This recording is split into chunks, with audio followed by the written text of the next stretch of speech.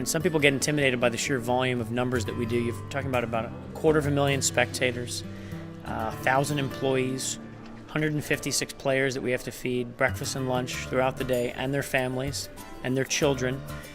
Keeping all those people both happy, well-fed, hydrated, and entertained can be a great challenge. But at the Four Seasons Dallas, it's something we do every single year. The Players Lounge is another key aspect of what we do. As I said, feeding them all their meals throughout their stay. We house the players, many of them in the hotel, those that choose to stay here. Try to make the buffets healthy, filling, decorative, golf-themed in the morning, and different lunch themes throughout the entire week. Of course, getting that quantity of food out and turning the buffet in about 15 minutes between breakfast and lunch needs to be a seamless transition, and it's something we've grown very accustomed to doing over the years. For the villas this year, we're doing 42 villas, which are hospitality villas that host companies. The Texas hospitality at the Four Seasons Dallas is key to this event and its success. In those villas, we do typically continental breakfasts and lunches for them all. We insert morning and afternoon breaks. Large proportion of those villas do full bars. We do about 120 to 130 person mass hire every year. So we go after Texas Tech students, University of Texas, Texas A&M, some smaller community colleges, and the local talent in the area that's looking to work and help out and provide service to our guests. Everything starts in the gallery, and we do have all of the dry food and the chips and all of the fun stuff, but then we pick up the hot food, we pick up the cold food, and we take all of that out to the hospitalities. So it includes having 30 runners, several different managers at a time, and just a lot of logistical organization up front. Everything that's a dry good, a chip, a cardboard box, a paper napkin, a plasticware, all starts its home for the Byron Nelson at the gallery. About 600. So it's just a lot of pizza. So we have half like a meat lover's pizza and half are going to be margarita pizza. Tons and tons of food. 100,000 people we're expecting.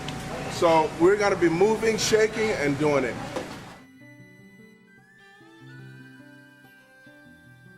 Obviously, it needs to be extremely well organized with all departments involved, from taking the order, being precise with it, us executing it, to the expectation, quality-wise, food quality-wise, and then the delivery, of course, needs to be incorporated.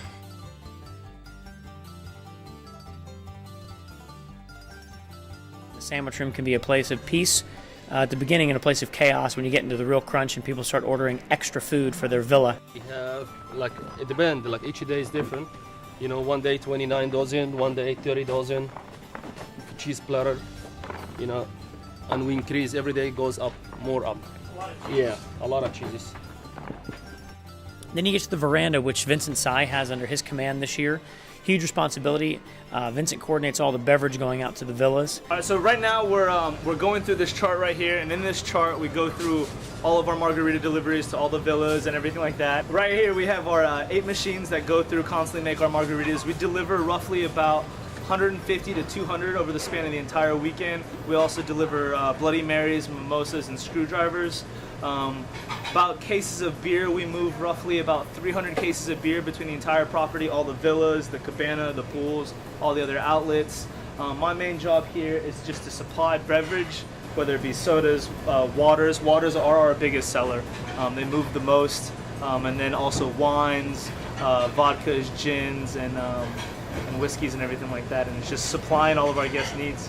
Control center at the veranda can get a little bit crazy with the phones ringing and the radios going off, but again, the team there is well seasoned and knows how to handle it. We know Vincent's going to keep it under good control this year. And then watching that trip as you're sort of physically in the seat of either a food or beverage item traveling from the veranda or the gallery all the way down to arriving at your home, where some guest is going to enjoy you as either a sandwich or a cocktail in the villa, is an amazing ride. It can be a little bit intimidating as we get a lot of our new staff that are in charge of that, but you know, we try to give them proper training for the first 3 days, really make sure they know what they're doing so they can execute what needs to happen over the course of the next 4 days.